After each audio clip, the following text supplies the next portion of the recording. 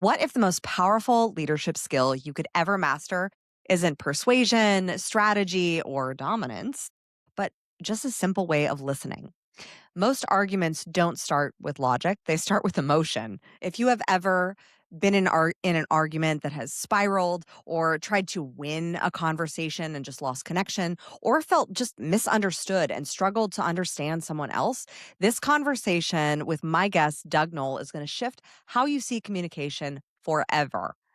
Doug Noll has helped thousands of people transform their relationships, workplaces, and communities by teaching them how to listen others into existence.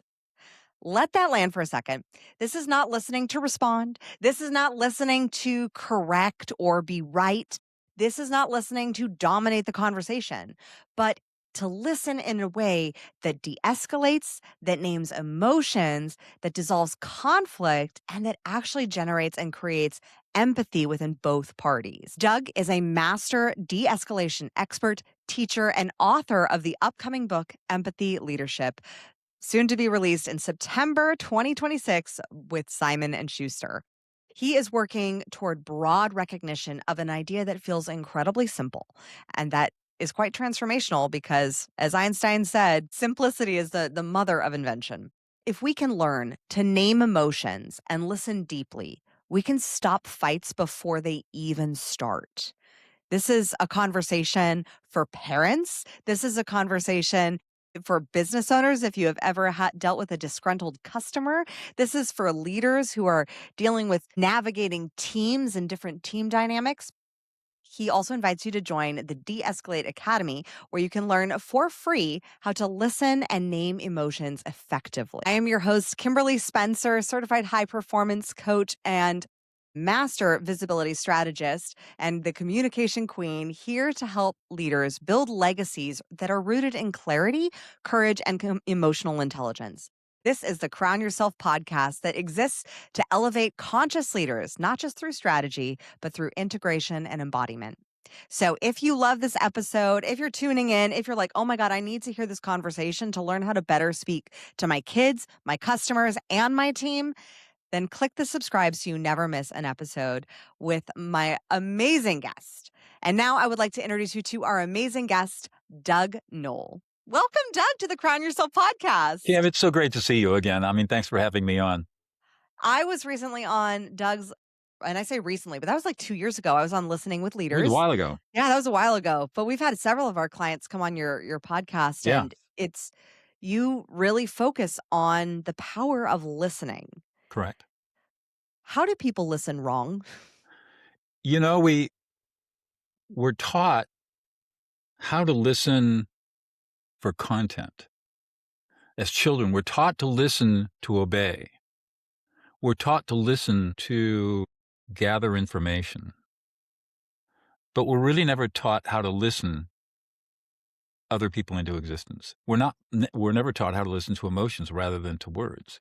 I've studied this a lot, and a lot of it's cultural. And a lot of it is science. There's new science that really changes how we should be thinking about this. And I think it's a combination of all these things that leads us to a place where when we're listening from an I-centered perspective. What do I need to take away from you that you're communicating to me? Rather than me listening to you to make you feel heard and validated. And Mm. that's just not a skill. That's not something we think about. What cultures do you notice are better at listening to There are listen? none. There are none. Ah, dang You it. know, I'm not a cultural anthropologist, but, I've studied this and looked at this across cultures, and this idea of listening to people or listening other people into existence is a very rare idea, and there is no culture that really has adopted this idea as at a cultural level. So it's new, and I'm kinda like wading up a raging river against the cultural bias against emotions. I mean, how do we set aside our egos? Because I'm going to assume it's our egos, it's our innate hardwiring that's looking out for survival for us that prevents us from Good listening question. others into existence? Yeah, good question. I call it the ego tax. And we pay the ego tax whenever we're in a situation where we have to fight to be right. And it happens all the time. All an argument is a cry to be heard. And the reason that arguments escalate out of control is because each side is trying to get the other person to listen to them. And a fight and fight and fight and fight, just listen to me. And it starts out like this, and then it becomes sort of these tectonic plates crushing each other until it's an explosive argument. And every argument follows exactly the same pattern. And all you have to do to break the pattern is stop your desire temporarily, stop your desire to need to be heard and take the time to listen to the other person, listen to their emotions and name those emotions. And when you do that, the fight stops immediately. I mean, immediately in 90 seconds. And the reason is because the way our brains are hardwired. I discovered this in a really difficult mediation back in 2005. And then 2 years later, a brain scanning study came out of Matthew Lieberman's lab that showed what happens in the brain when you take the time to name somebody else's emotions. And by naming emotions, I mean saying something like, you're angry, you're really frustrated, you're pissed off, you feel completely disrespected and unappreciated and invisible. And it's really making you anxious. Just that kind of phraseology where I'm just naming the emotional experience has the effect of calming the centers of the brain that are associated with negative emotions, primarily the amygdala, and at the same time activating a part of the brain that's directly involved in emotional self-regulation, the right ventrolateral prefrontal cortex. So it has this synergistic effect of calming the emotional centers of the brain and activating the part of the brain that allows us to control ourselves and get rid of reactivity. And it happens automatically on every human brain on the planet. And I mean, even really dysfunctional brains, it still works. People with dementia or Alzheimer's, the last thing to go are the emotions. And I've got tons of reports from caregivers who say, when I listen to their emotions, they calm. And Mm. I've acid tested this in maximum security prisons for 10 years, training lifers how to become mediators and peacemakers and stop prisoner riots by listening to emotions rather than to words. I've trained analysts at the Congressional Budget Office how to de-escalate members of Congress and staff by listening to their emotions and not their words. I mean, it's just this universal foundational skill. And the problem is it's really counterintuitive. What? Listen to emotions? If I name somebody's emotions, they're going to get pissed at me, right? They're going to push back. Or if somebody ever told me what my emotions were, I'd be really angry. Not true. That's the cultural bias that comes up because we've been trained since 2,500 years ago, at least that long with Plato, that emotions are evil. Emotions make us weak. Emotions make us exploitable and vulnerable. And to display emotion is a sign of weakness. Or in our, unfortunately, masculinized gender identity, emotions make us feminine. Heaven forbid. Right? Mhm. And so, and as children, this is what we experience. So you remember when you were little, you run around, you're 3 years old, you're running around, you scrape your knee, it starts to bleed, you start to cry. What are you told? "Oh, you're fine." Uh-huh. Immediate emotional denial. You're fine, grow up, be a big Mhm, girl, put on your big mhm, girl panties, rub dirt in it, it doesn't hurt. We mhm. are emotionally invalidated from a very young age. And so we are culturally conditioned to think that emotions are bad and it's wrong to express emotions. And the sad thing is, and this is universal, the sad thing is that what children learn between 6 and 8 years old is that the universe is an emotionally unsafe place to live in. And so they shut down.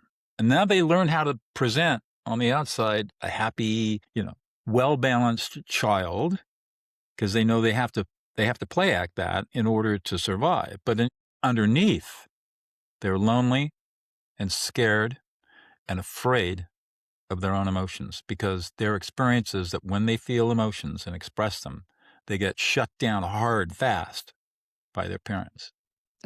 Well, And you as a just result, described my this happens to childhood. every child. There's no child that hasn't gone through this, really. And Mhm. and and and as a result, You stop your emotional maturation process at 6 or 8 years old, and you never really emotionally mature. So that's why 40-year-olds, when they're arguing, they look like 6-year-olds, because they're reverting back to where their emotional maturation stopped. Now, take the flip side.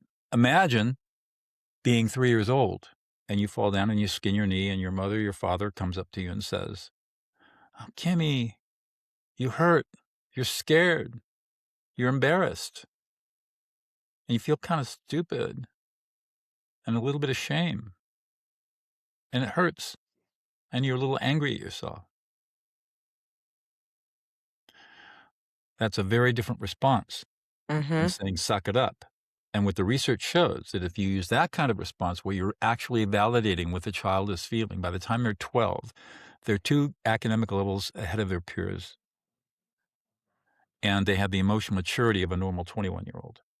Whoa. Massive, massive change in brain growth, and it's it's crazy. The other thing that I've studied, I've spent a lot of time working in prisons as a peacemaker, watching people who are the very worst. Murderers are not born, they're bred, and they're bred because of emotional abuse and physical abuse and sexual abuse, but mostly emotional abuse. I was working, I think it was 2017, I was working at Corcoran State Prison here in California in the Supermax section, 100 feet from Charles Manson's cell, working with guys coming out of gangs. And one day in one class, they said, "So what was the dominant emotion at home?" And this big burly guy, all tatted up, says, "Anger." The only emotion I ever grew up with was anger, which what drove me into the gangs because I thought I could find family in the gangs and connection. Of course, I was completely wrong. Mhm. But, I found anger there too. But so many of these people that end up in prison have been emotionally abused or neglected by their parents. And I mean, I just read another study yesterday that again reiterated that spanking your child is abusive. It does not do anything except hurt the child's brain. It does not lead to discipline. It does not teach a lesson. Spanking is simply an outgrowth of a parent's anxiety and upset over a child's emotional experience. Parent can't handle it, can't deal with the unconscious anxiety. So what do? You whip the kid to make yourself feel better. Terrible. Terrible.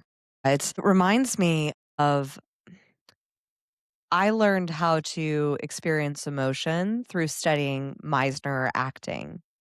And in Meisner acting, one of the first exercises that you start with is repetition. And you just pick something up off of the other person and you say, like, you're wearing a black shirt, and then you're wearing a black shirt, you're wearing a black shirt. And it goes back and forth until you feel an emotion come up. And then you recognize in the other person an emotion that you see something else, a change. And then you mirror that back and forth. So it's a repetition, and it was always so interesting in learning that because that was the place I was taught to feel. Because like you explained, like, I was emotionally gaslit as a kid. I was corralled and into pray for my anger issues because Mhm. I was so angry at the hypocrisy that I was seeing growing up.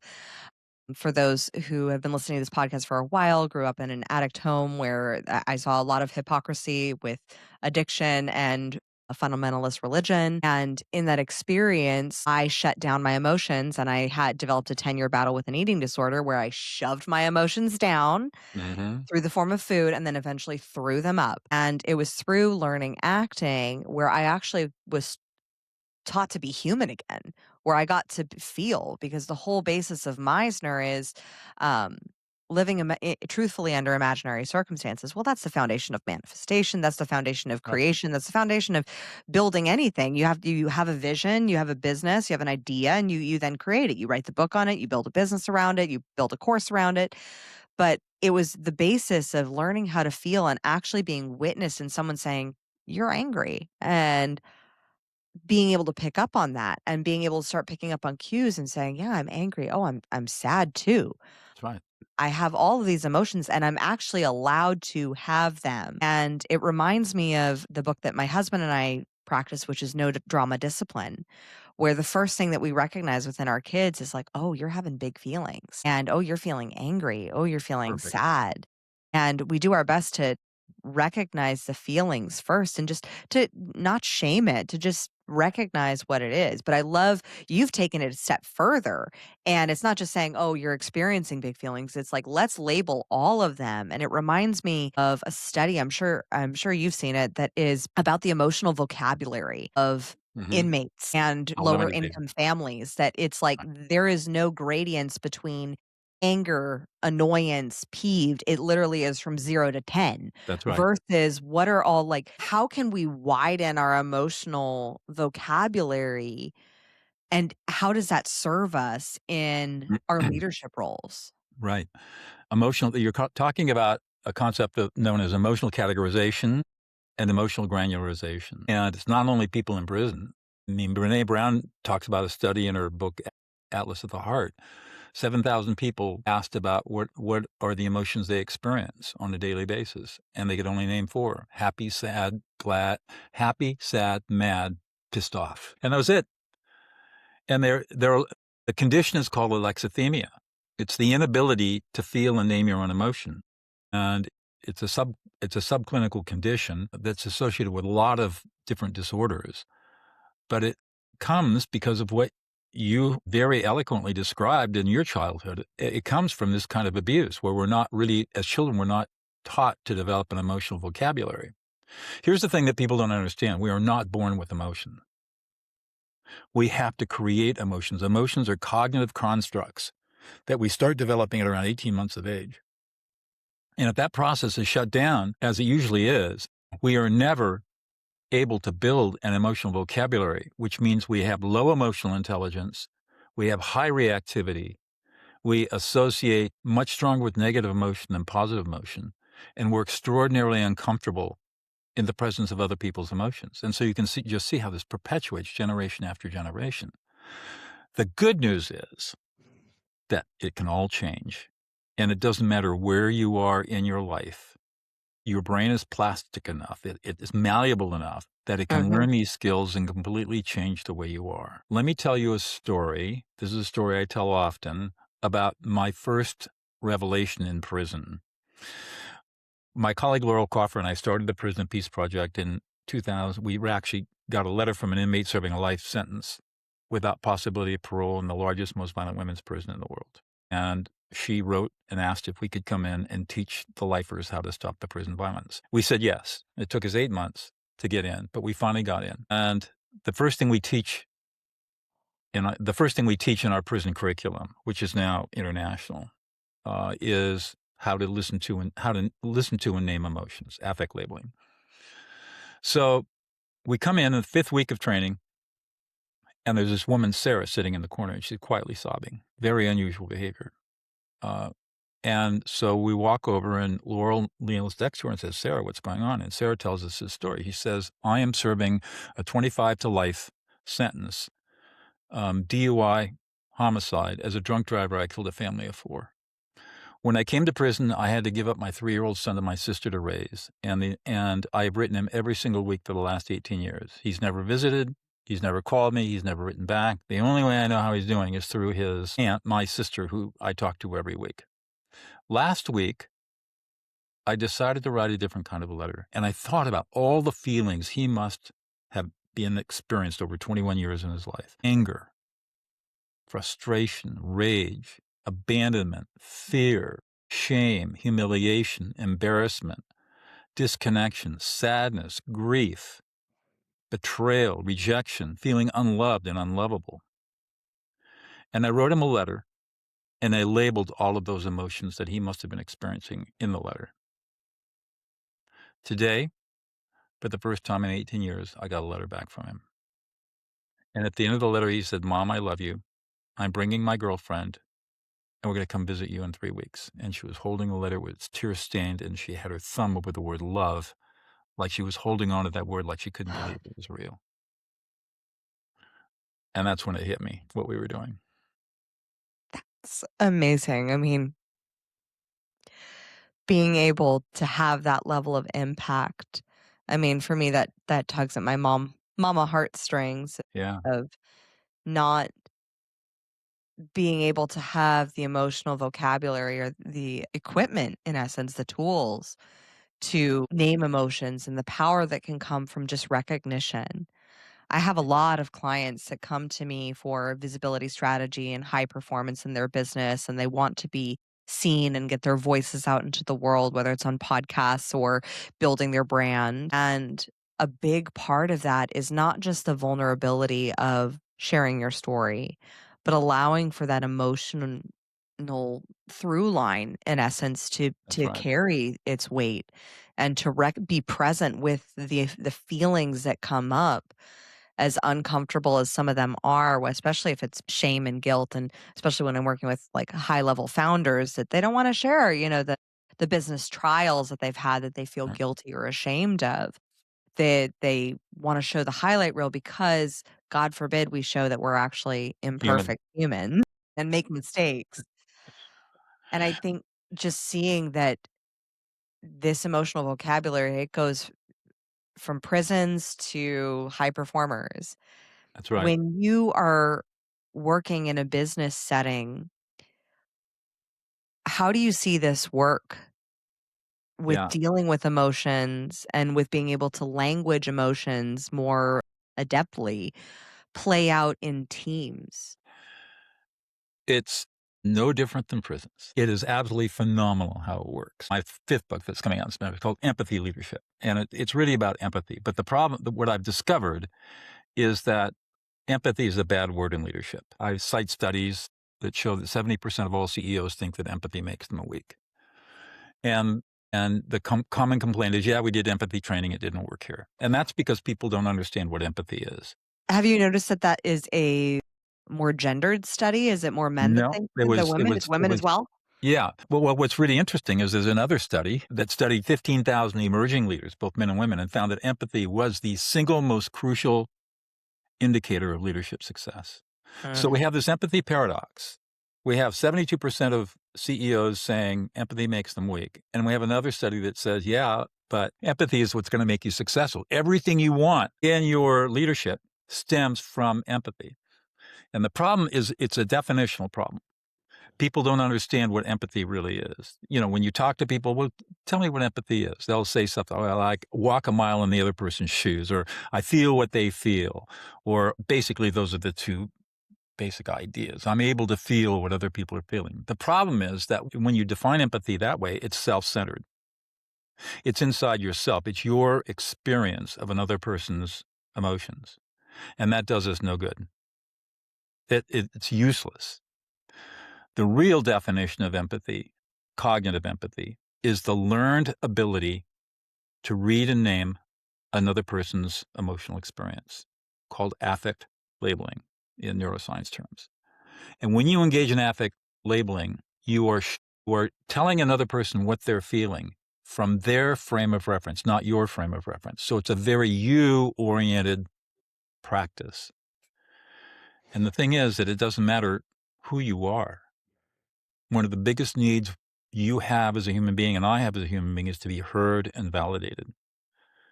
The one thing, we're social animals, and the deepest fear that we have is being shunned and being outcast and Mm. not being connected. And remember, in olden days, in many different traditions, shunning was a way of punishing people to death. Mhm.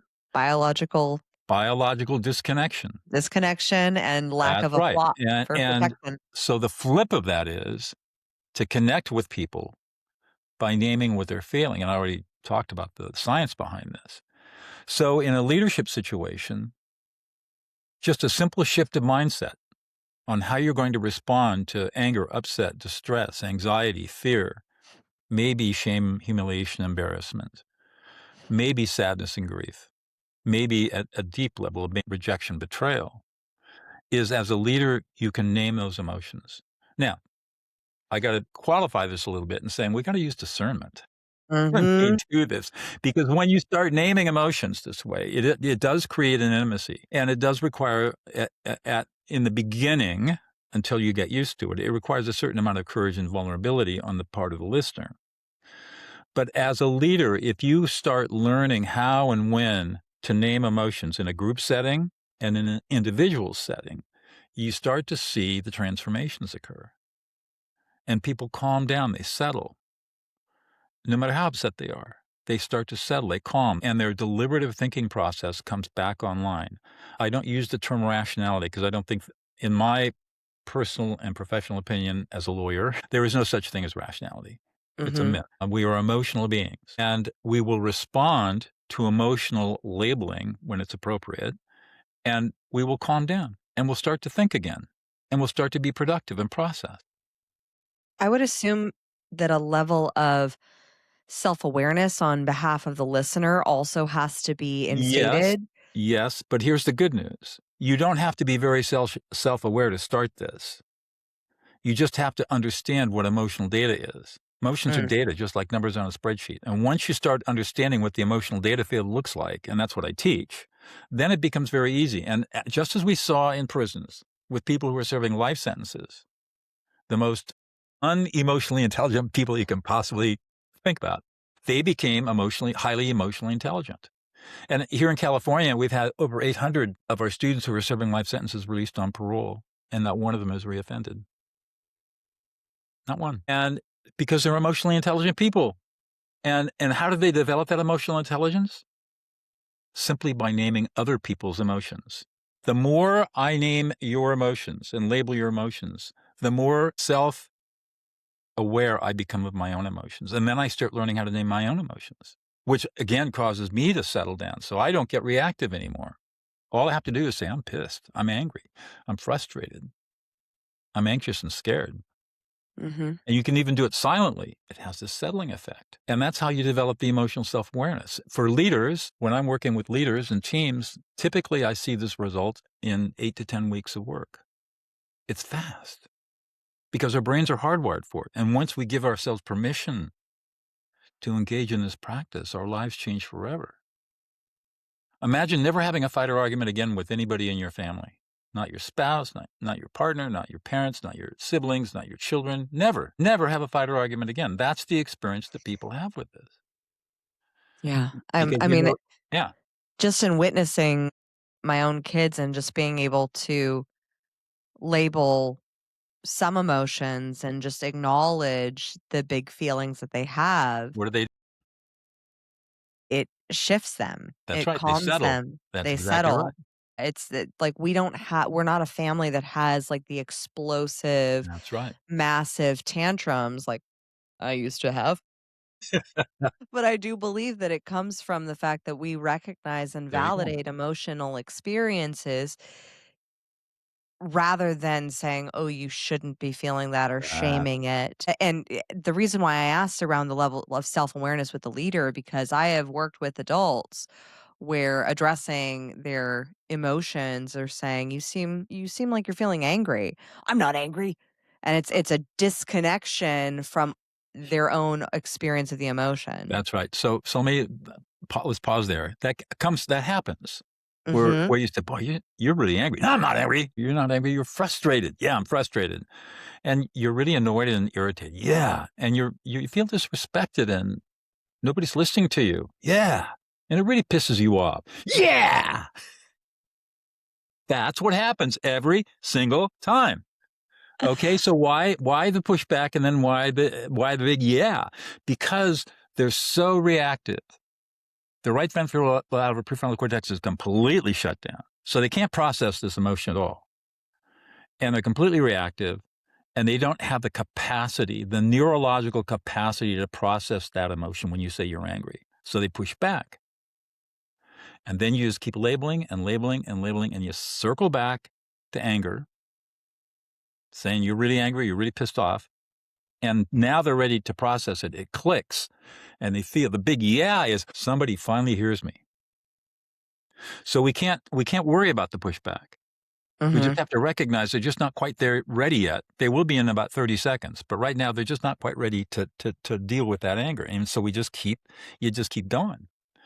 And there's a whole process. I mean, emotions come in layers that you never have one emotion by itself. There are always multiple emotions and they come in 7 layers and you just got to know what those layers are and just work through them as they present themselves.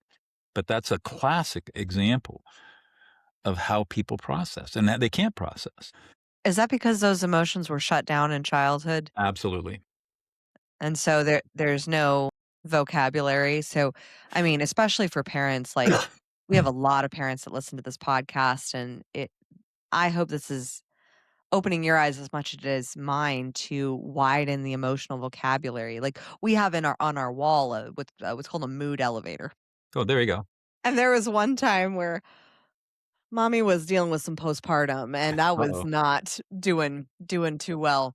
I was very anxious and burnt out, and my 8-year-old goes, "Mommy, where are you on the mood elevator?" I'm like, "Floor 1, ground Perfect. floor." Well, that's the thing that we see is that as you start affect labeling your children, you're naming their emotions. They're mimetic. They will Mhm, model, and and almost without exception, within 4 or 5 weeks of starting to label your kids' emotions, even 4-year-olds or 3-year-olds, they'll say, "Mommy, you're really upset. Mommy, you're angry. Mommy, you're," because they are totally clued into what mom and dad are feeling because it's their survival depends on their mhm. ability to connect at a very primal level, and they will pick up on it, and once they start getting the vocabulary, when they see the upset, they'll name it automatically, and that's when you know you're doing a good job. What are some exercises as parents that we could do, like, around the dinner table, or is it just, like, more of an in the moment thing for widening the emotional vocabulary for our kids? I think that for parents, the best thing they can do is simply do the labeling and let the kids learn it by osmosis. Formal formal stuff, a little more formal training like practicing, I think for kids, they get bored with that really fast. Yeah. But if you're around the dinner table, um, ask a really open-ended question and watch carefully what happens. So, what's the best thing that happened to you today? Tell me about your highlight. It says, "Ah, I don't know." What's that telling you? Mm, Oh, you're a little depressed and unhappy and a little anxious, and you didn't have a good day today. That's all you need to say. Don't push it and wait and see what the kid does. Yeah, you had a hard day today. Tough, huh? Yeah. You want to tell me more? No. Well, you had a tough one, and you're sad and anxious and pissed off and kind of miserable. Yeah, I am. And then at that point in time, they're going to open up. Well, let me tell you what happened. Because they're testing safety. What parents don't realize is that children are constantly testing, "Am I safe here? Can I trust this environment?" And when children start to shut down and say, nothing," that is a signal, 0 safety. They are not feeling safe. And for parents, they see that as insolence or mm, or rebellion. It's not at all. They don't feel safe. You're not creating a safe environment, and it's your responsibility as the parent to create the psychologically safe environment for your children to be raised in. And if you get that kind of insolence or what you think is insolence, the shutdown, the first thing that should come into your mind is, "Holy crap, my child is not feeling safe right now, emotionally safe." And you look, "Oh, well, heck, we live in affluence. We got everything we need, the food on the table, good education. I mean, what more could the kid want?" The one thing that's most important, and that's to feel psychologically and emotionally safe. And to the mm. degree that you put kids down or you invalidate them, tell them not to feel, punish them for being angry, you are creating an unsafe environment, and they get it right away. And so they're not gonna take any risks. Why should I bare my soul to you? Yeah, you're my parent, but you're not safe to be with. Every time I've tried to be open and honest, you bit my head off. I'm not gonna do that anymore. And it happens a lot. And the shift is really simple. Tell them what they're feeling. You gotta be vulnerable. And you gotta be open to the fact that they're gonna have negative emotions that might provoke anxiety in you because you say, "Oh my god, my kid's hurting. How do I help my kid?" No, you can't problem solve. Don't problem solve. Just label. Manage your own anxiety around your kid's upset because that's what's really going on. When you were 3 years old and you fell over and skinned your knees and mommy came up and said, "Rub dirt in it, it doesn't hurt. You'll be okay." She's trying to soothe her own unconscious anxiety around your hurt and upset, and she doesn't even know that she's doing that. Mhm. So we Yeah. have to learn how to be okay with as adults, we have to be okay with our anxiety that's provoked by a child's upset, by a child's anger, frustration, and we're never Where taught how. No, no, I really would like you to go into every school in America and and teach this to all the children and all the parents. I Teach it am to the teachers. teach the teachers. Mhm. I am curious as to where the line is between validating emotions, labeling them, and allowing for the lack of ownership or Accountability. action, yeah, and accountability Okay. of Just because in you name emotions doesn't mean that you are agreeing with the behavior underneath the emotion. Mm, And you can still name emotions and hold children accountable. And same you with absolutely teens. should. You have to. So there, just because you're naming emotions doesn't mean that there aren't consequences. But a consequence is going to be a learning experience for the child because there was a misbehavior of some kind. If you punish the child without naming emotions, the learning will never stick. But what will stick is I got to be careful next time to make sure I don't get caught. Mm, Not this was bad behavior that that sort of thing. So if you name emotions and then you go into problem solving. So what do you think the consequences for this should be? And usually the kids will be tougher on themselves than the parents would be. oh, I've seen that. And When so why not? So let the kids have it negotiate it out. How do you think we should make things right here? What should be the consequences? And then you can negotiate a little bit. And you guess what? You're gonna get compliance with those consequences because it's not being dictated. It's an agreement. Mm, Now it's gotta be age appropriate, but it doesn't matter. It can still work for 2 and 3-year-olds as well as it works for a 14-year-old. You just gotta modify it a little bit for the cognitive level of your child. I could see And that also working with adults as well. absolutely. And so we're talking about parenting, but there's no difference between leading and parenting, really. Parenting is leadership. That's right, and leaders are parents in many ways, not biologically, obviously, and not emotionally, but as a leadership figure, leaders provide 3 psychological services to the teams that they lead: focus, direction, and safety. Parents do the same thing: focus, direction, and safety. And so if you understand as a leader, my job is to provide this focus, direction, and safety for this team to accomplish goals. That's the focus. What are we gonna do? Direction, how are we gonna do it? Safety. Are we emotionally safe and physically safe while we engage in these tasks?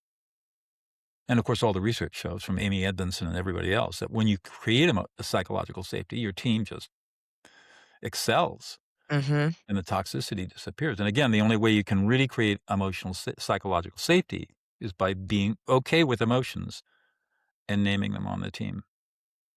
And that's the thrust of the book. And I go into other fun stuff like I say, don't ever use I statements.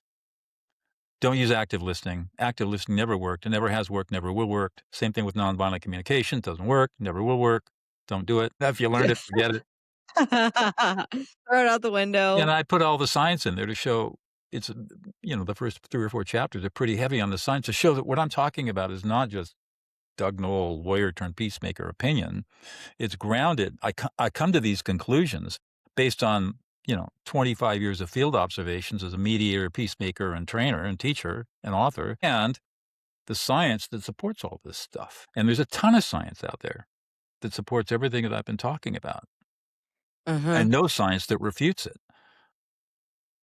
Yeah. I think that the next layer of leadership is going to come from those who are deeply empathetic, That's right. who can recognize emotional cues. And I think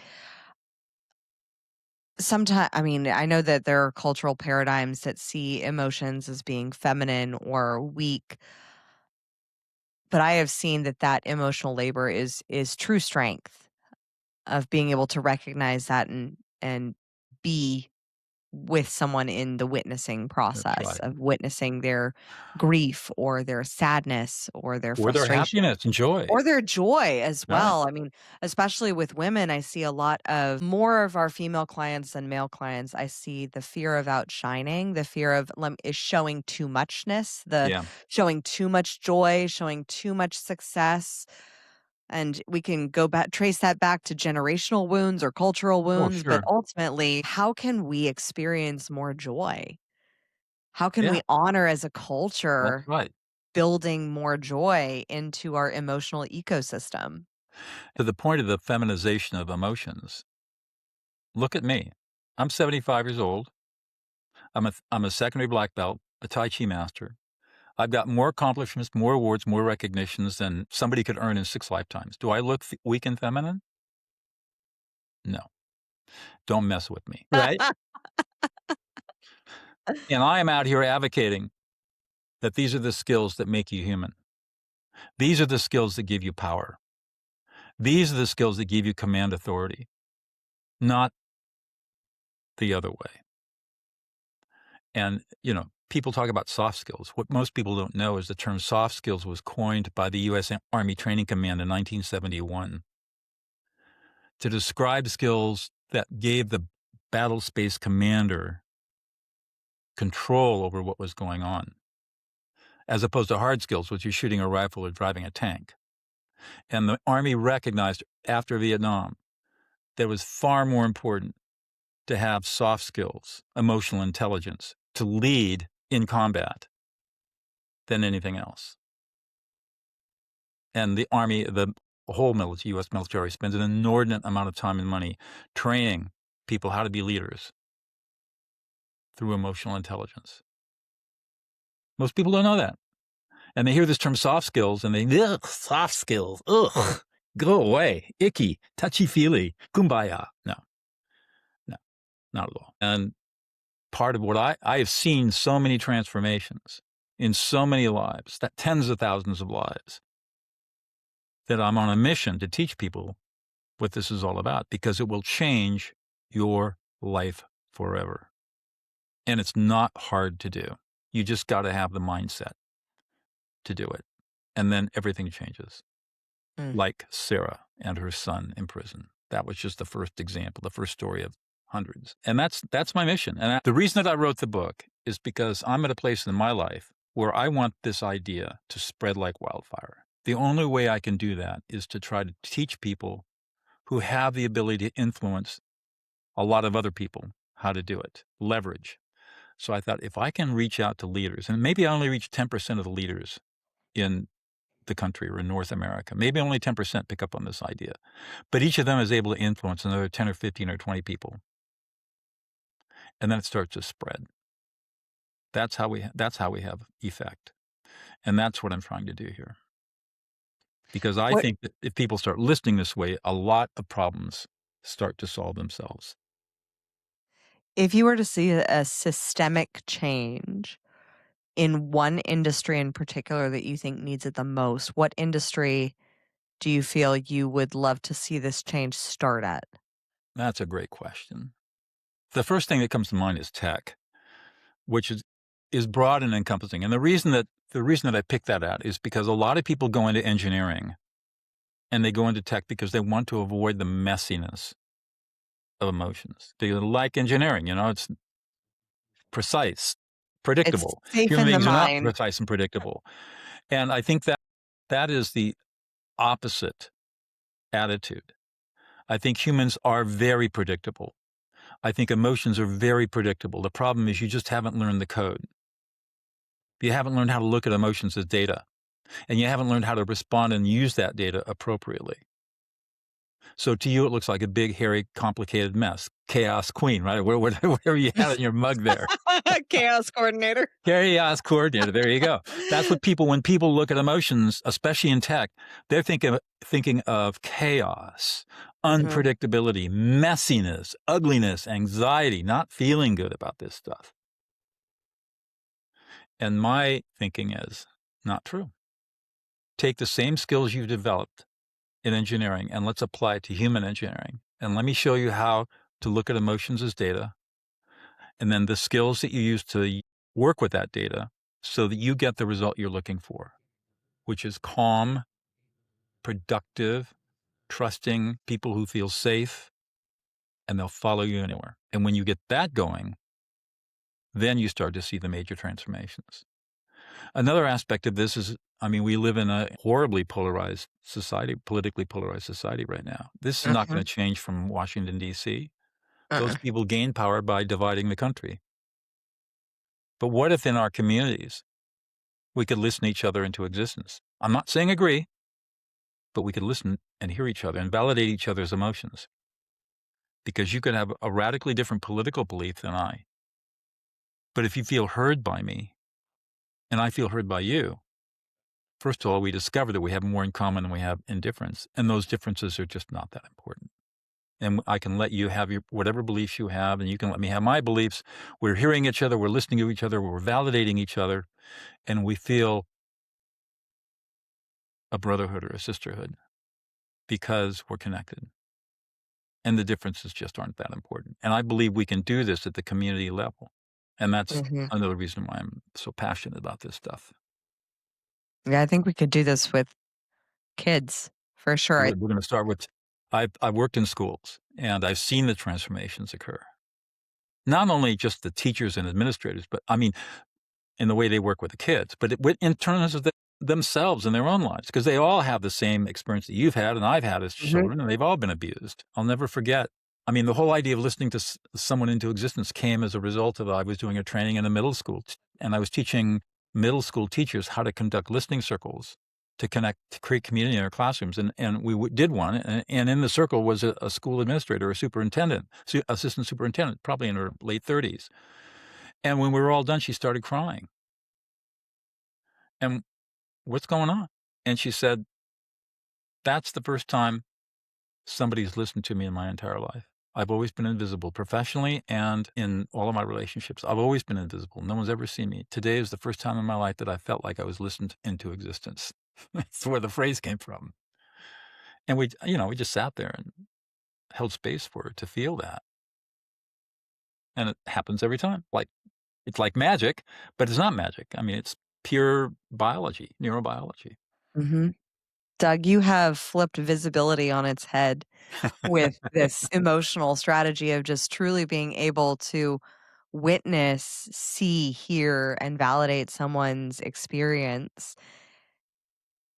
And I think that skills like, I could talk to you for days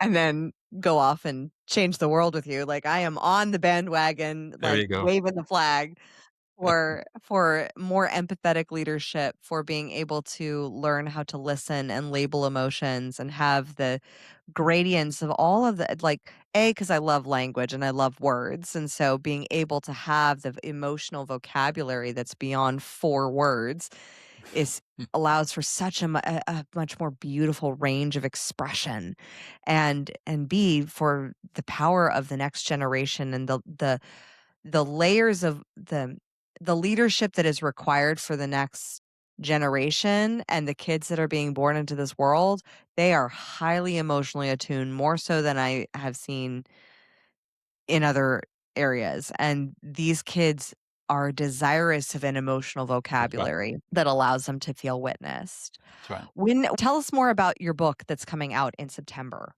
September 8th. Um, the pre-orders are opening up. I'll probably be putting a link up on my website to pre-order the book pretty soon. The book is trade paperback and it'll be Kindle. And as soon as the book design's done, we'll get the final e-galleys ready to go. My wife is going to read the book. She read my fourth book, so it'll be on Audible. He has a beautiful voice, and it'll be a really cool rendition. So it's pretty I'm excited about it. If anybody's really interested in learning more about the book, I have excerpts that I can provide. And I'm really easy to reach. My email address is Doug, D-O-U-G, at Dougnoll, DOUGNOLL.com. Website, of course, is dougnoll.com. And you mentioned earlier, I've got a community called the De-escalate Academy, Mhm. which is a school group, absolutely free to join. Just go to school, SKOOL.com/D-escalate. Put in your email address, and one of us, me or one of the administrators, will get you right in, and tons of resources, free, to learn how to Amazing. do this stuff. And if you're a leader, or somebody who's interested in learning more about this, of course, I speak, teach, talk about this stuff, and you can reach out to me on LinkedIn or through the website or through my email, and I'm happy to talk to anybody about this. Obviously, I have a passion for this, and just having this opportunity to reconnect with you, Kim, has been great. And the more opportunities that are out there for me to spread the word, I think the better off we'll all be. I completely agree. I would love to jump into a little rapid fire to wrap this up. Sure, You go. ready? Yeah. Who is your favorite character in a book or a movie and why? Ooh. You know what first comes to mind is Frodo. I read Lord of the Rings when I was 12 years old, starting with The Hobbit, and that character has always stuck with me. Just the raw courage that he displays through 3 volumes of horrendous adventures, all the way to the end when Smeagol bites his finger off and falls into the lava and destroys the ring. Spoiler alert. Has always been somebody that ever from a very young age that has carried impulse with me. You can see I just immediately came up with that. What is your greatest joy? My greatest joy, aside from my wife, living. I live at the base of the Sierra Nevada on 10 acres. Right now I'm looking out, beautiful sunny day, wildflowers out everywhere. We've had a very pretty wet winter, and just getting outside and walking on the land, Mm. just amazing. As a conscious, empathetic leader and author and peacemaker, what is your money routine or My money ritual? routine, I've got so many different streams of income, it's kinda crazy. So, I'm a professional mediator, professional arbitrator, speaker, workshop person. I also am a private investor, and my wife has a very successful private practice of her own. She actually makes more money than I do. Good for her. Get it. And we're growing her business right now, so that's pretty exciting. So as solopreneurs, we've learned to have multiple revenue streams. Don't depend on any one revenue stream, and try to diversify your income as much as possible. And that seems to work for us. So Mm. we're comfortable. What do you define to be your kingdom? My kingdom? Wow. My wife, my 2 dogs, my 2 cats, my 6 chickens, and my violin. Ooh, a violin and a fellow chicken owner. Uh-huh. I think my son and I are going on an egg sale today because we have so many Oh my left god. Well, we over. only have we have 6 chickens, and now, it's during the winter, they don't produce much, but it's warming up, so now they're starting to produce, so it's kinda fun. It's fun having them around. We let them out in the morning, and they run all around that property, the house, and so wherever you go, there are 6 chickens out there grubbing around for insects and stuff. It's fun. That's so fun. Lastly, what does it mean to crown yourself? Ooh, to crown myself. I crown myself with joy, gratitude, pride, and deep satisfaction that I'm serving hundreds, if not thousands of people every day, helping them lead better lives. That's what I crown myself with. Oh, Doug, this conversation has been amazing. I am so honored to have had you on the show. I know I gleaned so much from this. And so I just want to personally thank you for within the span of just an hour making me a better mother. I'm going to give this podcast to my husband to listen to and my mom to listen to so we can all have a better emotional vocabulary for our family. So I'm so incredibly grateful for you and the work that you're doing in the world. Well, And as always to my fellow sovereigns, own your throne, mind your business because your reign is now. We'll see you in the next episode.